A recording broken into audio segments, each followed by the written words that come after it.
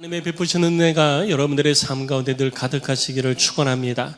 우리 자고 앞에 계신 분들과 인사 나누겠습니다. 오늘이 9월의 첫날이에요. 9월에 하나님의 은혜가 내게 이렇게 임하기를 소망하는 것을 옆에 분에게 말씀하시는 거예요. 내가 받고 싶은 은혜를 막 말씀하세요. 그러면 그분이 응답하지 않으면 그 은혜가 누구에게 임한다? 네, 내게 임한다. 그러니까 옆에 분에게 내가 받고 싶은 은혜를 막 말씀하세요. 물질의 복이 임하고 자녀가 잘 되어지고 9월달에는 속상한 일이 없을 것이고 집에 있는 원수가 사랑하는 사람이 되고 막 이런 건 또 아멘 하시는 분들이 이렇게 계시네요. 아직 집에 원수들이 좀 있나 봐요.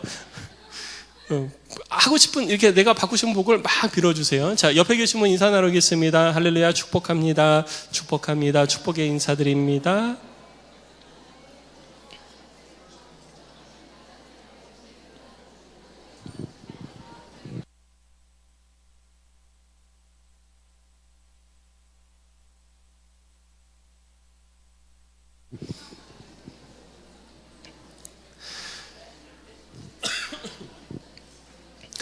네.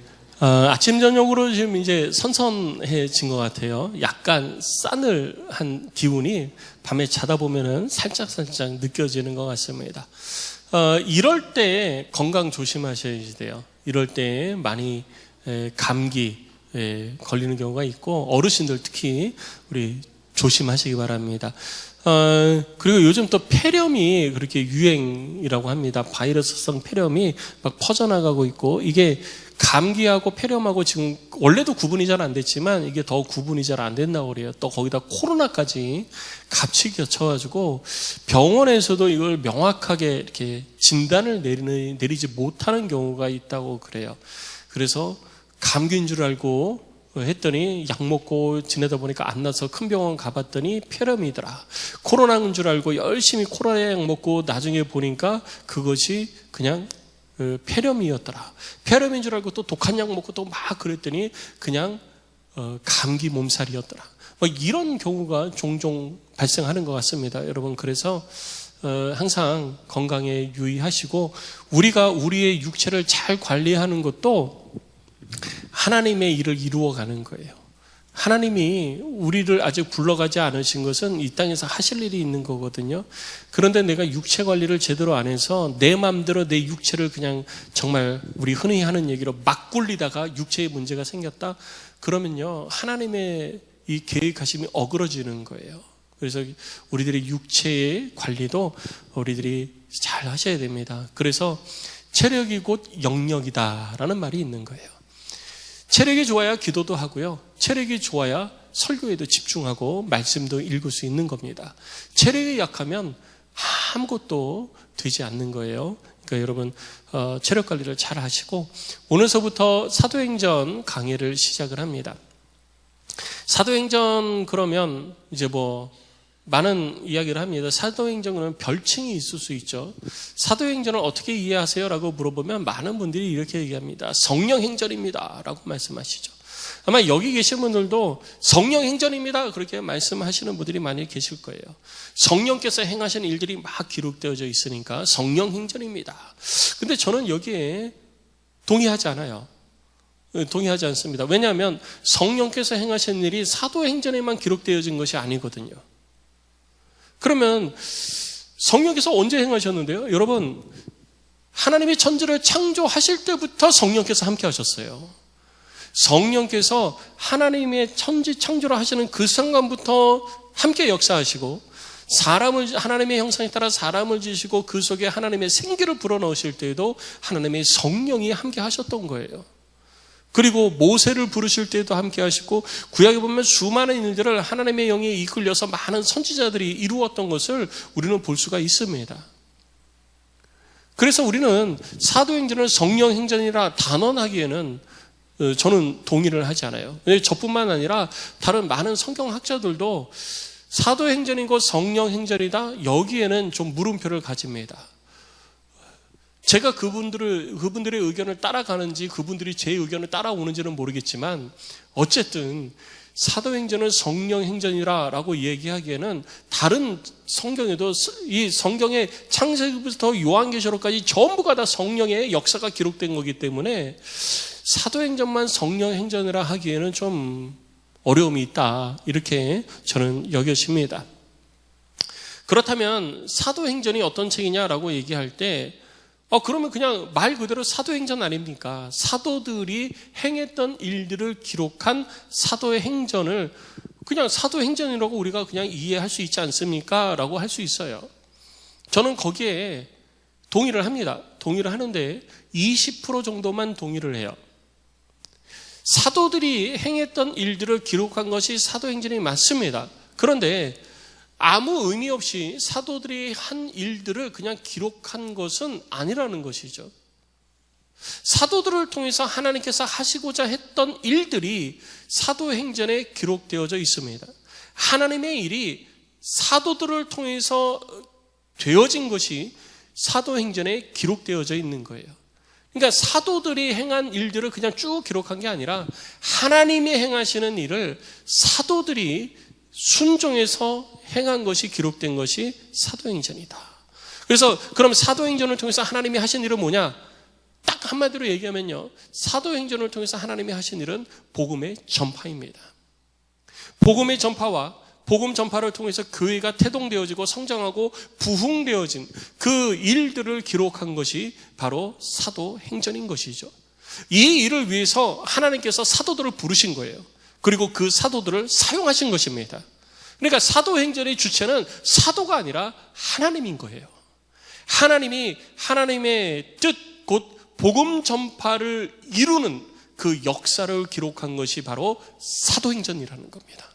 그래서 사도들이 이 일에 함께 하기였기 때문에 사도들이 복음을, 곧 예수 그리스도에 대해서 말하고 가르치고 증거하고, 이 일을 위해서 선택되어진 사람들이 사도들이니까 이 사도행전은 곧 복음행전이라고 볼 수가 있는 거예요. 성령행전도 교회행전도 아닌 복음행전. 이 복음행전, 우리가 사도행전을 나누면서 복음행전을 볼 때 하나님의 복음이 어떻게 확산되어지고 어떻게 부흥하고 성장했는지, 이 땅에 하나님의 나라가 어떻게 이루어져 가고 있는지를 우리들이 보게 될 텐데, 그 일에 사도들이 함께 하니까 이 하나님의 일을 이루기 위해서 사도들이요, 자기 재산을 팔아서 하나님 앞에 바치고 핍박과 환난 속에서도 이 일을 이루어가고, 그리고 목숨도 아까워하지 않으면서 하나님의 일을 이루어간 일들이 기록되어져 있는 거예요. 그러니까 사도행전의 주체는, 다시 한번 말씀드리지만, 사도행전의 주체는 사도가 아니라 하나님이시다. 하나님이 복음 전파를 위해서 그들을 부르신 것이고, 그들에게 직무를 주신 것이고, 그들에게 성령의 충만을 부어주신 거예요. 결국 그들을 통해서 일하신 것이 하나님의 역사지, 그냥 사도들이 은혜 받아서 막 자기들이 하나님을 위해서 충성하고 헌신한 것이 기록된 것이 사도행전이 아니다라는 것을 우리들이 명확하게 이해를 하고 사도행전에 들어가야 됩니다. 자, 사도행전의 주체가 누구라고요? 하나님. 그리고 사도행전은 무엇을 기록한 것이다? 복음의 전파를 기록한 것이다. 사도행전이 복음의 전파를 기록한 거예요. 사도들의 행적이 아니라 복음의 전파. 복음의 전파를 위해서 사도가 사용되어지고, 사도들의 제자가 사용되어지고, 성령의 능력이 사용되어지고, 성령의 역사가 나타나고, 이 모든 것들이 복음 전파라는 것에 귀결이 되는 것입니다. 자, 사도행전의 저자는 누가입니다. 누가는 예수님의 제자는 아니에요. 누가는 누가복음과 사도행전의 기록자로 우리가 알고 있습니다. 누가의 직업은 의사입니다. 골로새서 4장 14절 말씀을 보면 사랑을 받는 의사 누가와 또 데마가 너희에게 문안하느니라 라고 기록하고 있습니다. 그래서 이 골로새서 말씀을 통해서 우리는 누가의 직업이 의사라는 것을 알 수 있습니다. 그리고 이 사도행전이 언제 기록되어졌느냐라고 할 때, 여러분 사도행전을 많이 읽어보셨겠지만 사도행전을 읽다 보면은요, 사도행전 16장에서 새롭게 등장하는 단어가 있어요. 사도행전 16장에 가서 그게 뭐냐면 우리라는 표현이에요. 사도행전 1장서부터 쭉 되어지는 것은 약간은 제3자의 관점에서 기록이 되어졌습니다. 그런데 사도행전 16장부터서는 우리라는 1인칭 관점에서 기록이 되어졌어요. 그 말은 뭐냐 하면 16장에서부터 누가가 함께 경험한 일들이 기록되어졌다는 것입니다. 그럼 16장까지는 들은 이야기를 기록한 거예요. 그럼 누가가 16장부터 함께 했는데, 그럼 16장부터 함께 했던 그 시기에 사건이 무슨 사건이 있었느냐? 그 시기가 바로 우리가 잘 알고 있는 드로아의 환상이 있었던 시기가 사도행전 16장 시기예요. 그래서 바울이 터키 북쪽으로, 아시아 북쪽으로 쭉 올라가려고 그러다가 드로아에서 성령의 길을 막으셔서 기도하는 가운데 하나님이 눈을 여셔서 마게도냐 지역에 건너와서 우리를 도우라 하는 환상을 보게 되어지죠. 그리고 마게도냐로 돌아가는데 이 16장에서부터 우리가 이렇게 표현이 되어지는 거예요. 그러니까 누가는 처음부터 바울과 함께한 사람이 아니라 이 드로아의 환상이 나타났던 그 시기부터 바울의 로마의 순교까지 계속해서 바울과 함께 선교 여행을 하면서 복음의 확산, 복음의 전파, 이것이 어떻게 이루어졌는지를 눈으로 보고 귀로 들은 것을 기록한 것이 사도행전이 되는 거예요. 이 사도행전은 누구에게 썼느냐? 사도행전은 우리가 거기에 알고 있는 것처럼 이 데오빌로라는 사람을 향해서 썼습니다. 데오빌로라는 사람을 향해서 사도행전을 썼는데, 데오빌로의 이름의 뜻이 뭐냐면 하나님을 사랑하는 자라는 뜻을 가지고 있어요. 하나님을 사랑하는 자. 데오빌로가 그런 뜻을 가지고 있다 보니까 많은 사람들이 그러면 이거는 어떤 특정한 한 사람을 위해서 쓴 게 아니라 하나님을 사랑하는 모든 사람을 향하여서 쓴 것이 아니냐라고 할 수 있는데, 데오빌로 다음에 각하라는 말이 붙습니다. 이거는 한 사람에게 붙는 존칭이에요. 그렇기 때문에 많은 하나님을 사랑하는 사람을 위해서 쓴 게 아니라 데오빌로라는 사람을 위해서 쓴 건데, 데오빌로가 누구냐? 우리가 그냥 성경 속에서 유추해 볼 때 각하라는 말이 들어있으니까 고위직에 있는 유명한 사람이다라는 것만 알지 다른 내용은 전혀 없습니다. 제가 성경을 읽으면서 사도행전을 쭉 살펴보면서 데오빌로가 누굴까 저도 고민을 많이 했는데요. 아마도 데오빌로라는 사람은 이 누가가 사도 바울이 드로아에서 누가를 만났잖아요. 누가가 그때 만난 거거든요. 그때 그 전에도 예수를 믿었는지는 모르겠지만 바울을 통해서 확실하게 예수를 영접하고 바울의 삶에 동참하기 시작한 거예요. 그럼 그 전에는 아마도 데오빌로라는 이 사람을 섬기지 않았을까? 그러니까 데오빌로라는 사람에 대해 가지고 굉장히 마음에 소중함을 갖고 있는 사람인 거예요.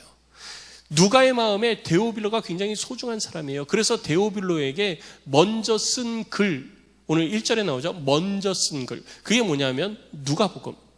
누가복음은 예수님의 행적에 대해서 기록하고 있잖아요. 복음에 대해서 기록하고 있어요. 그거를 먼저 데오빌로에게 쓴 거예요. 왜? 예수를 믿게 하려고. 예수를 믿게 하려고 복음서를 쓴 겁니다. 그래서 데오빌로가 예수를 믿는 사람이 된 거예요. 예수를 믿는 사람이 데오빌로가 됐는데, 이 누가가 바울과 함께 선교 여행을 쭉 다니면서 바울로부터 얼마나 많은 이야기를 들었겠어요. 과거에 이런 일이 있었다, 이런 일이 있었다 그러면서 수많은 사람들로부터 예수님께서 부활하시고 난 다음에 되어진 일들을 쭉 듣다 보니까 이거 안 되겠는 거예요. 내가 존경하고 사랑하는 데오빌로에게 내가 예수님에 대해서 글을 써서 예수님을 믿게 했는데 이것만 가지고는 안 되겠는 거예요. 글을 또 쓰고 싶은 거예요. 데오빌로에게 그것만 가지고는 부족합니다. 이것도 아셔야 됩니다. 이런 놀라운 역사가 예수님이 하늘로 승천하시고 난 다음에도 지금 우리들 가운데 일어나고 있습니다.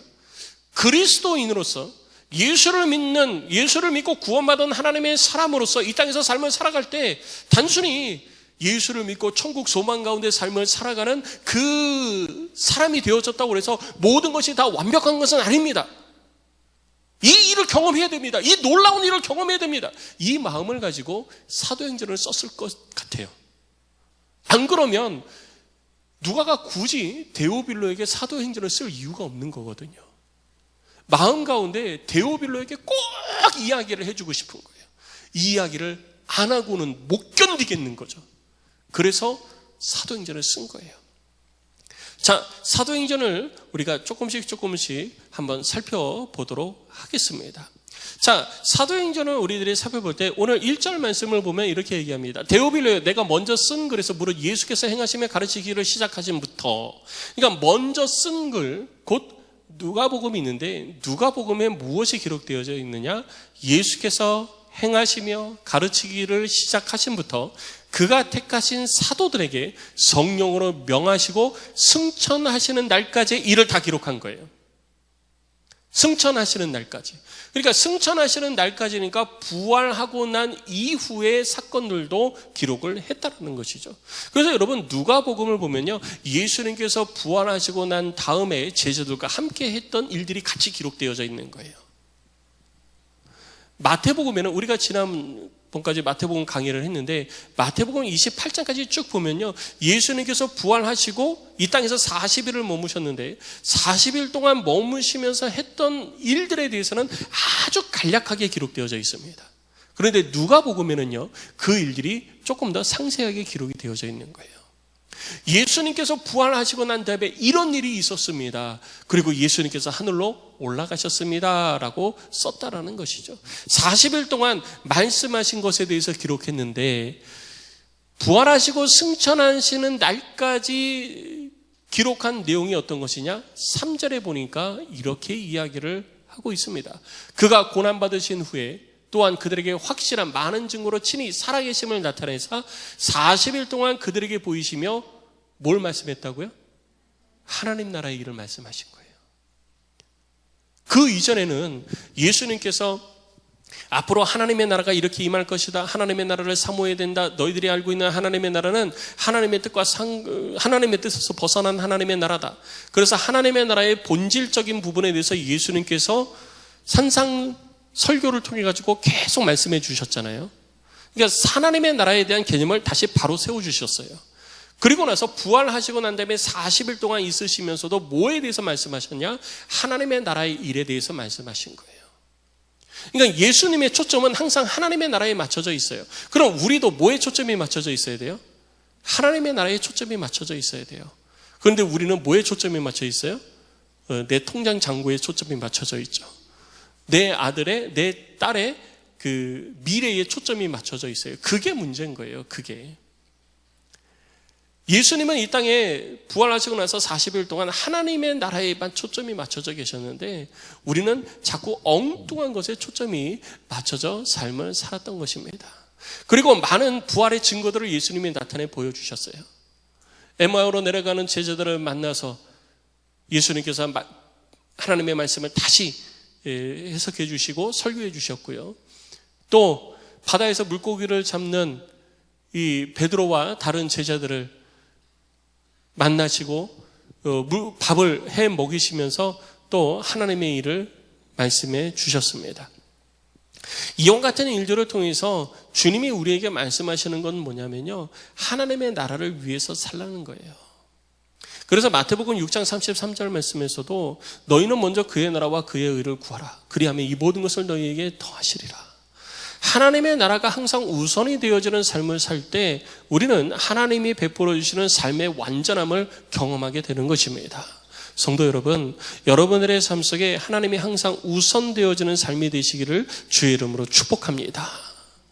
예수님께서 하나님의 나라에 대해서 말씀하실 때 누가복음 24장 49절에 예수님의 마지막 말씀이 있어요. 제자들과의 마지막 식사. 요거는 예수님께서 십자가에 달리기 위해서 붙잡히시던 목요일 밤에 있었던 얘기가 아니라 그 다음에 하늘로 올라가시기 전에 제자들과 함께한 식사예요. 그 함께 식사를 하시면서 예수님께서 누가복음 24장 49절, 누가가 한 얘기잖아요. 누가가 기록한 거예요. 뭐라고 기록했냐면요, 이렇게 기록했습니다. 볼지어다 내가 아버지께서 약속하신 것을 너희에게 보내리니 너희는 위로부터 능력으로 입혀질 때까지 이 성에 머물라 하시니라. 이게 주님이 마지막 하늘로 올라가시기 전에 제자들에게 하신 말씀입니다. 이 말씀을 통해서 우리는 주님이 우리들에게 무엇을 말씀하신지를 볼 수 있는 거예요. 하나님의 성령이 우리들 가운데 어떻게 되어질 때까지요? 능력으로 입혀질 때까지. 하나님의 성령의 능력은요, 내가 열심히 노력해서 만들어내는 게 아닙니다. 우리들의 지식이나 아니면 우리들의 삶의 능력은 육체적인 능력이나 뭐 여러 가지 지위나 권력은요, 우리들이 열심히 해가지고 내가 이루어낼 수도 있습니다. 그런데 하나님의 능력은, 성령의 능력은 오직 하나님으로부터 우리들에게 입혀져야 되는 거예요. 내 능력과 상관이 없습니다. 그런데 우리는 하나님의 일을 하면서 하나님의 나라의 완성을 이루어가는 삶을 살면서 우리는 늘 하는 얘기가 뭐냐면, 나는 능력 없어요. 그거 안다니까요. 나는 부족해요. 그거 알아요. 나는 아무것도 몰라요. 그거 알아요. 나는 힘이 없어요. 그거 알아요. 왜 하나님의 일을 하는데 자꾸 내 힘, 내 능력, 내 지혜, 내 지식이 거기 자꾸 끼어듭니까? 하나님의 일을 하는 데에는요, 하나님의 성령의 덧입혀짐으로 말미암아 하나님의 일을 감당할 수 있는 것입니다. 그럼 우리는 하나님의 능력이 내게 덧입혀지기를 원해야지 내 능력을 키우는 일에 힘쓸 필요가 없다라는 것입니다. 그리고 이 말씀은 세례 요한을 통해서 우리들 가운데 이미 증거된 말씀입니다. 세례 요한은 물로 세례를 베풀었습니다. 그래서 죄의 사함을 얻은 자들에게 표징이 되게 했어요. 내가 물로 세례를 받고 난 다음에, 여러분 물로 세례 받으신 경험 다 있으시죠? 물로 세례를 받으실 때 여러분들의 마음에 무슨 마음이 드십니까? 물론 물 세례와 성령 세례가 함께 임하는 경우도 있지만, 물 세례로 받으실 때 여러분 어떤 마음이 드세요? 저는 15살에 물로 세례를 받을 때, 중학교 3학년 때 세례를 받았어요. 세례를 받을 때 그렇게 다짐했어요. 이제는 내가 공부도 열심히 하고 주를 위해서 살아야 되겠다. 마음에 정말 다짐을 하면서 세례를 받았거든요. 눈물을 흘렸는지 안 흘렸는지는 기억이 잘 안 나요. 근데 그런 결심을 한 거는 기억이 나요. 얼마나 갔을까요? 제가 기억하기로 1년도 못 갔어요. 몇 개월도 못 갔었을 것 같아요. 우리는 물세례를 경험을 하면서 하나님 앞에 이렇게 살아야 되겠다 하고 합니다. 근데 물세례는요, 내가 예수를 믿는 그 믿음을 가지게 된 그 믿음에 대한 증표예요. 물세례의 능력이 아닙니다. 증표예요. 그러니까 내가 물세례를 통해서 내 마음을 새롭게 하려고 노력을 하는 거죠. 그런데 이것은 누구의 노력이냐? 나의 노력이에요. 내가 이렇게 살아야 되겠다. 나의 결단과 나의 힘, 나의 의지를 가지고 내 삶을 하나님 앞에 드리려고 하는 나의 노력이라는 것이죠. 그런데 나의 노력은 한계가 있어요. 오래가지 못합니다. 주님 오시는 날까지 그것이 유지되지 못해요. 그 세례 요한도 알았어요. 그래서 세례 요한이 우리들 가운데 마태복음 3장 11절에서 얘기한 것이 뭐냐면, 내 뒤에 오시는 이는 나보다 크다. 내 뒤에 오시는 이는 나보다 능력이 많으시다. 그러니까 그분이 너희에게 오시면 그는 성령과 불로 너희에게 세례를 주실 것이다. 물 세례가 중요한 게 아니라 성령 세례가 임해야 이 땅에서 하나님의 백성다운 삶을 살아가게 된다는 거예요. 그래서 예수님께서 우리 가운데 성령 세례를 주신다는 거죠. 우리는 성령 세례를 받아야만 된다는 거예요. 그리고 이러한 성령 세례는 요한이 그냥 얘기한 게 아니고요, 하나님께서 이미 구약 성경을 통해서 우리 가운데 말씀하시고 약속하신 거예요. 이사야서 32장 15절 말씀을 보면 이렇게 이야기하고 있습니다. 마침내 위에서부터 영을 우리들에게 부어주시리니 광야가 아름다운 발이 되며 아름다운 밭을 숲으로 여기게 되리라. 여러분, 놀라운 비밀이 숨겨져 있습니다. 여기에요, 성령 세례를 받은 사람의 변화된 모습이 여기에 나타나요. 뭐냐면요, 보세요. 광야가 아름다운, 성령을 우리에게 부어주시면요, 광야가 아름다운 밭이 되며 아름다운 밭을 숲이 된다? 아니에요. 숲으로 뭐 한다? 여기리라. 그러면 아름다운 밭이, 숲이 된 거예요? 안 된 거예요? 안 됐어요. 안 됐는데 뭘로 여긴다? 아름다운 밭과 숲으로 여긴다. 하나님의 성령 세례를 경험한 사람은요, 이 땅의 환경을 사람의 눈으로 보는 게 아니라 하나님의 눈으로 바라보게 되는 거예요. 하나님의 시각으로 바라보게 되는 겁니다. 환경은 아무것도 변한 게 없는데 하나님의 성령의 세례를 경험한 사람은요, 그 가운데 역사하실 하나님의 능력을 믿음으로 바라보게 되는 것입니다. 그래서 우리들 가운데 질병이 있고 고통이 있고 어려움이 있어도요, 그 뒤에서 역사하실 하나님의 능력을 바라보기 때문에 믿음으로 선포하게 되는 것입니다. 하나님이 고치시리라, 하나님께서 풀어주시리라, 하나님께서 능력을 더하시리라, 하나님께서 은혜를 부어주시리라, 이런 믿음의 선포가 있게 되는 것입니다. 근데 성령의 세례를 경험하지 못한 사람은요, 이게 안 보여요. 이게 안 보이니까 불평, 불만, 시기, 질투가, 원망이 계속해서 끊임없이 입술에서 나올 수밖에 없는 것입니다. 그래서 이사야서 32장 15절 말씀이 바로 성령의 세례를 경험한 사람들의 눈이 어떻게 변화되어지는지, 그의 심령이 어떤 변화를 일으키는지 우리들 가운데 아주 명확하게 드러내주고 있는 부분이라는 거죠.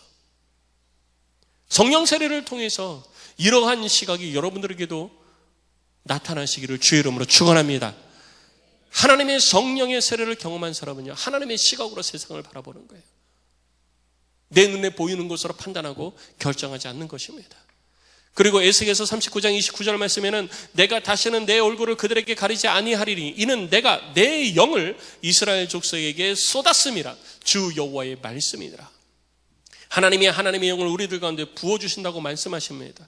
그리고 이사야서 4장 4절에는 이는 주께서 심판하시는 영과 소멸하는 영으로, 하나님의 영으로 시온의 딸들의 더러움을 씻기시며 예루살렘의 피를 그 중에서 청결하게 하실 때가 됩니다.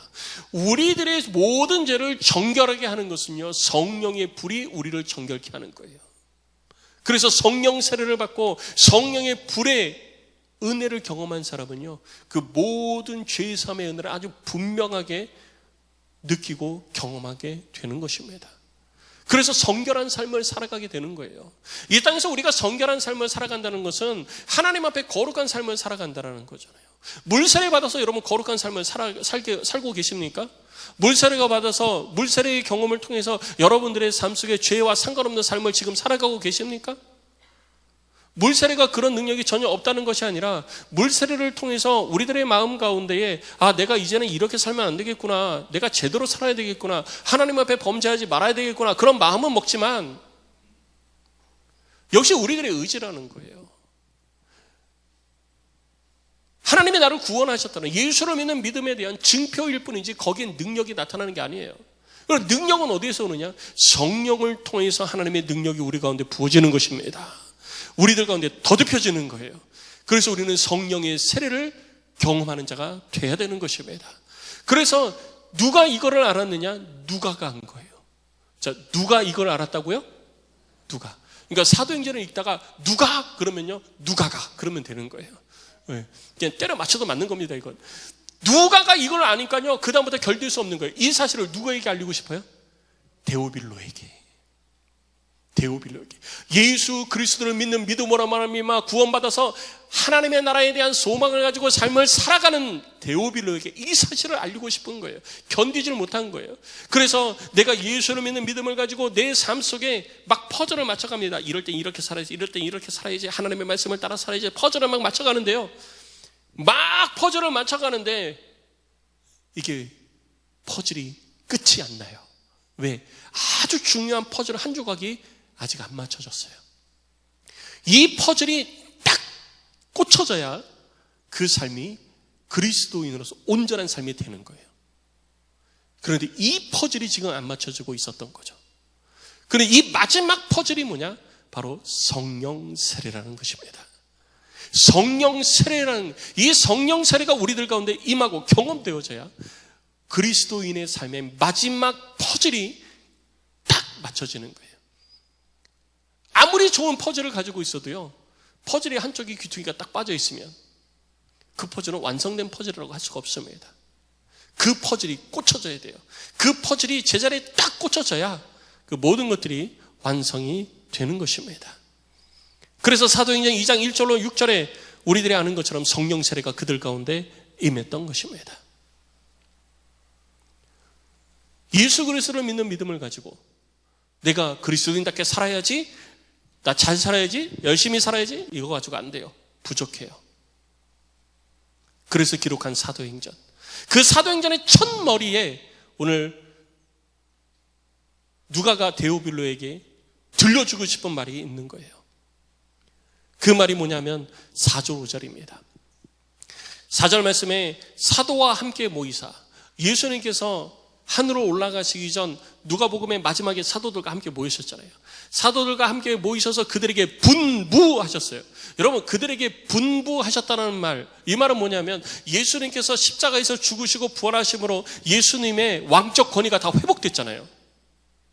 예수님의 왕적 권위가 다 회복되어졌어요. 이 땅을 다스리고 통치하시는 왕이 되신 겁니다. 그 왕 되신 예수님께서 그 권위를 가지고 자기의 백성에게 말하는 거예요. 그러니까 듣고 따라가야 돼요? 안 따라가야 돼요? 듣고 따라가야죠. 나보다 지위가 높은 사람이 내게 말했을 때 우리는 그 명령에 순종해야 됩니다. 친구도 명령할 수 있고 누구도 명령할 수 있어요. 그런데 분부, 위에 사람이 아랫 사람에게 반드시 지킬 것을 명령하는 거예요. 그것도 우리들의 왕 되신 예수 그리스도께서 이 땅에 온 세상을 다스리시고 통치하시는 그 왕적 권위를 가지고 계시는 주님께서 우리들 가운데 분부하시는 거예요. 그 분부가 무엇이냐? 예루살렘을 떠나지 말고 내게서 들은 바 아버지께서 약속하신 것을 기다리라. 두 가지입니다. 예루살렘 떠나지 마라. 그리고 기다리라. 예루살렘을 떠나지 마라. 왜 예루살렘을 떠나지 말라고 그랬을까요? 예루살렘 떠나면 성령 세례가 없나요? 아니잖아요. 오늘 이 시대 우리들의 경험으로 보면요, 예루살렘뿐만 아니라 오늘 이 고양시에도 성령 세례가 있습니다. 저 지구 반대편 중남미에도 성령 세례가 있어요. 그런데 왜 예수님께서는 예루살렘을 떠나지 말라고 했을까요? 그 말은 뭐냐면 삶의 분주함 속에서 다른 것의 시선, 생각 이런 거 뺏기는 거를 아니까 예루살렘 떠나지 말라는 거예요. 너희들의 삶의 현장으로 돌아가서 너희들의 일상의 삶을 살아갈 때는 하나님께 집중 못한다라는 거예요. 하나님께 집중해야 된다는 거죠. 그러니까 가기 전에, 예루살렘 떠나기 전에 하나님의 성령 세례를 경험해야 되니 예루살렘 떠나지 말고 기다려라라는 거예요. 예루살렘 떠나지 말고 기다려라. 그러니까 기다려야 되는 거예요. 예루살렘 떠나지 말아야 되는 거예요.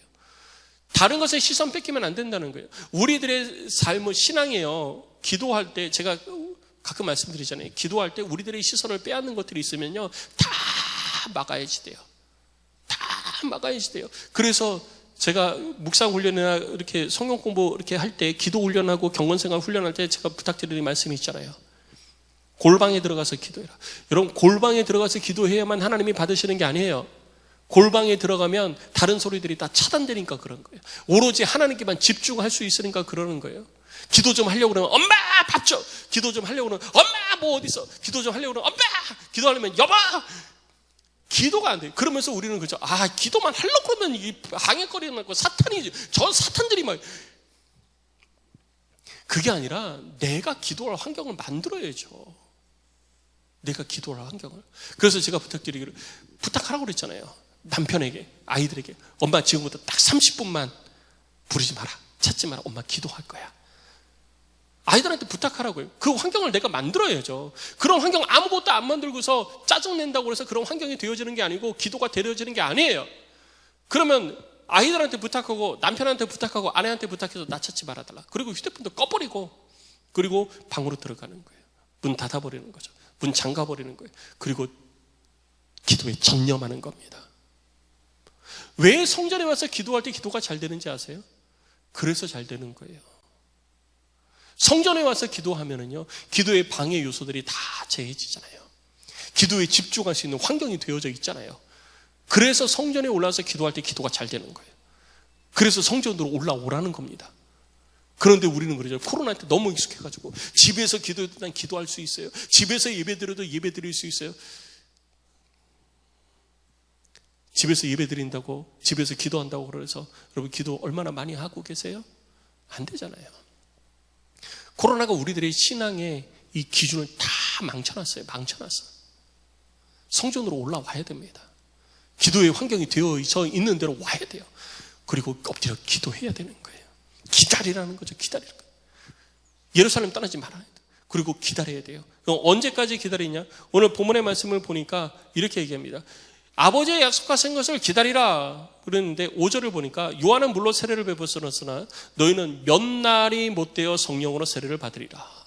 몇 날이라고 얘기해요. 아니, 성령 세례 어차피 주실 거 기도하면 바로 주시면 좋잖아요. 그런 생각은 저만 하나요? 아니, 성령 세례 주실 거잖아요. 안 주실 거 아니잖아요. 그럼 엎드려서 기도하면 그냥 바로 주시면 되잖아요. 근데 왜 기다리라고 그러죠? 그리고 기다리는 것도요, 내가 몇 시간 후에 줄게, 내가 금방 줄게, 이렇게 아니라 몇 날이 못 돼요. 그 말은요, 며칠이 걸린다라는 거예요. 며칠이 넘게 걸린다라는 거예요. 근데 그 며칠이 넘게 걸려도 뭐 하라고요? 기다리라고요. 사모하는 자에게 임하는 것입니다. 성령 세례는요, 사모하는 자에게 임하는 거예요. 잠시 잠깐 사모합니다 그런데 뒤돌았으면 금방 그 사모함이 다 날아가 버리는 경우 있죠. 그런 사모함을 얘기하는 게 아니에요. 정말 전심으로 사모하는 거예요. 여러분, 하나님께서 저와 여러분을 얼마나 사랑하시는지 아세요? 저와 여러분을 얼마나 사랑하시는지요, 복음의 증인되라고 사도들을 3년 동안 예수님이 직접 오셔서 훈련시킨 거예요. 3년 동안 우리가 예수님 믿게 하려고요, 사도들을 그렇게 훈련시킨 거예요. 말도 안 듣죠. 맨날 헛소리 삑삑 했어야죠. 예수님 따라다니면서 뭐 자기 자랑하기에 바쁘죠. 그런데도요, 주님이 참으면서 3년을 훈련시켰어요. 왜? 저와 여러분 구원하려고요. 그런 거예요. 주님이 어느 날 갑자기 야, 너 구원받아! 이러면 얼마나 쉬워요? 아니에요. 우리를 위해서 그 온 힘을 쏟아부으신 주님, 자기의 생명까지 온 힘을 쏟아부으신 주님, 그 주님이 우리에게도 말씀하신 거예요. 온 힘을 다해서 하나님을 사랑하라.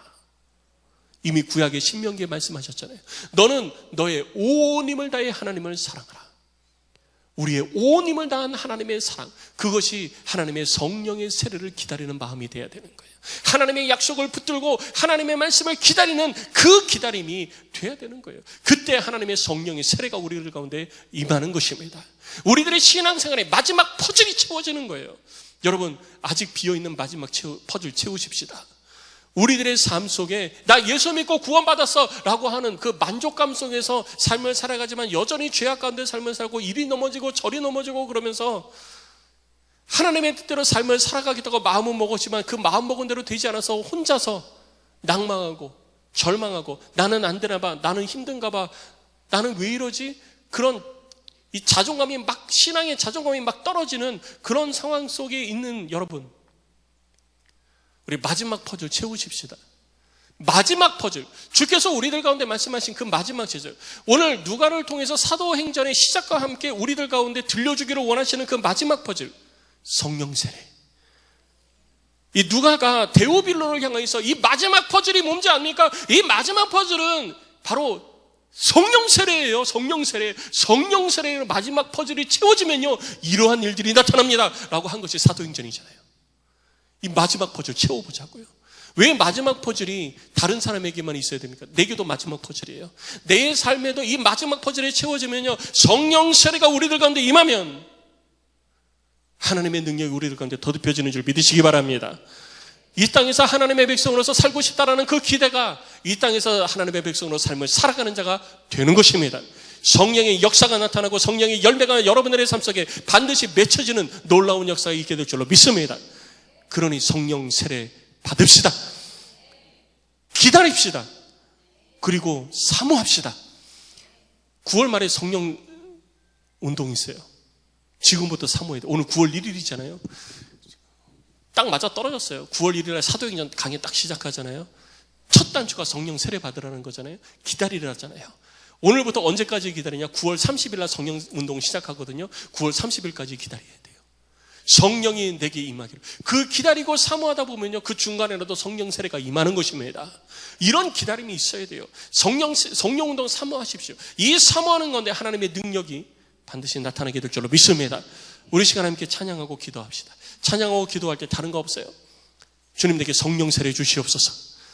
주님, 내 삶의 마지막 퍼즐, 내 신앙생활의 마지막 퍼즐, 성령 세례.